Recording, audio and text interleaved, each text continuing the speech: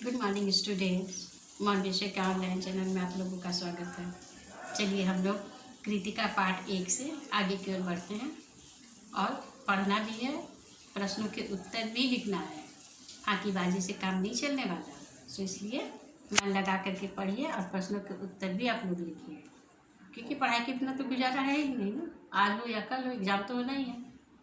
तो बच्चों, हम लोगों ने कृतिका पाठ 1 में देखा कि लेखक सारी चीज़ों की व्यवस्था करके निश्चिंत होकर के सोने की कोशिश कर रहा है, लेकिन नींद नहीं आ रही है। लेखक को बहुत सारी यादें अचानक उनके मन में आने लगे। जब वे बालचर के रूप में रिलीफ के लिए जाया करते थे, लोगों को रिलीफ बांटने के लिए जाते थे, तो उन्हें 1947 की एक घटना याद आती है। मनिहारी, तब पूर्णिया जिला था, आज मनिहारी हो गया है नाम।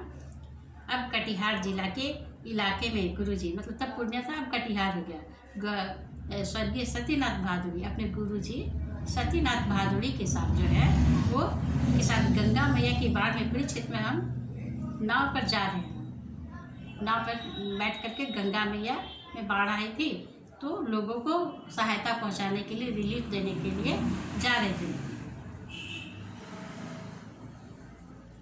चारों ओर पानी, एक द्वीप जैसा बालू का टीला दिखाई दिया, तो लेखक ने कहा कि चलिए वहाँ पर चल करके थोड़ी नाव में बैठे बैठे पैर अकड़ गया, वहाँ पर चल करके पैर हम लोग सीधे कर लें तो थोड़ा टहल लेंगे।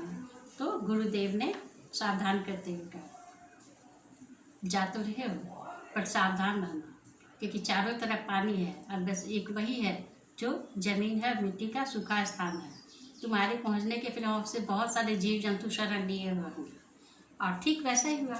जब लेखक वहाँ पर पहुँचे तो देखे कि सांप, बिच्छू, सियार, भेड़िया, बहुत सारे जीव पानी से बचने के लिए वहाँ पर शरण लिए हुए थे। उन्हें देखकर लेखक की चीख निकल गई।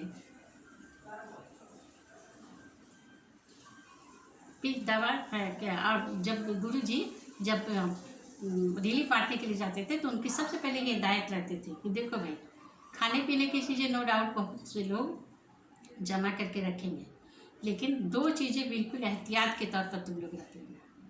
एक तो है दिया सलाई, मैच बॉक्स, और दूसरा है पकाही घाव की दवा। बहुत दिनों तक पानी में डूबे रहने के कारण शरीर के अंग सड़ने लगते हैं और उसमें जो दर्द होता है उसी दर्द को मारने की दवाई है पकाही घाव की दवा। तो लेखक के सतीनाथ भादुड़ी जो है हमेशा कहा करते थे कि पकाही घाव और माचिस जरूर होना चाहिए। और सच में जब भी लेखक रिलीफ बांटने के लिए जाते, मांगने वालों में सबसे पहले इन्हीं 2 चीज़ों की डिमांड होती थी। 1949, इस बार महानंदा की बाढ़ में ऐसे घिरे वापसी थाना के गांव में हम पहुंचे। हमारी नाव पर रिलीफ के डॉक्टर साहब थे। एक जगह का नाम है वापसी। तो वापसी थाना के पास पहुंचे रिलीफ बांटने के लिए। तो रिलीफ में के पहुँचने में एक डॉक्टर साहब भी थे, लेखक के नाम में एक डॉक्टर साहब भी थे। डॉक्टर साहब थे बंगाली। अब जहाँ बाढ़ में फंसे लोगों में जो बीमार वगैरह को लोग उठा करके वहाँ पर ला करके कैंप में रखते थे। तो वापसी थाना में एक नवयुवक जिसे बहुत बुखार था, तो उन लोगों ने उसे नाव पर बिठा दिया। अब नाव में उसके बैठते उसका पालतू कुत्ता भी कुई कुई करते हुए नाव में आकर के बैठ गया। अब डॉक्टर साहब जो थे बंगाली, वो बहुत ज़ोर से भयभीत हो गए कुत्ते को देख करके वो खड़े हो गया अचानक। अरे नहीं रे कुकुर नहीं। तब ये सुन करके बीमार युवक को बहुत गुस्सा आ गया, तो वो छपाक से पानी में कूद गया। हमारा कुकुर नहीं जाएगा तो हम भी नहीं जाएगा। तब मालिक को कूदते देख करके कुत्ता भी छपाक से पानी में कूद गया। हमारा मालिक नहीं जाएगा तो हम वो नहीं जाएगा। तो इस प्रकार वो नौजवान का कुत्ता भी हो गया और वो भयभीत हो गया, कुकुर को नहीं जाने दिया। हमारा आदमी नहीं जाएगा तो हमारा कुकुर भी नहीं जाएगा। तो एक जगह के बारे में उन लोगों को पता चली थी कि एक मुसहरी थाना है, बहुत छोटी जाति के लोग, दोना पत्तल बनाने वाली जाति के लोग जो है, वो लोग बहुत भयंकर बाढ़ में कई दिनों से घिरे हुए थे और वो लोगों के पास खाने के लिए कुछ भी नहीं था। वो लोग चूहे मछली जो भी पकड़ में आता था उसे आग में झुलसा करके और खाना चाहते, खा करके किसी तरह से जीवन यापन कर रहे थे।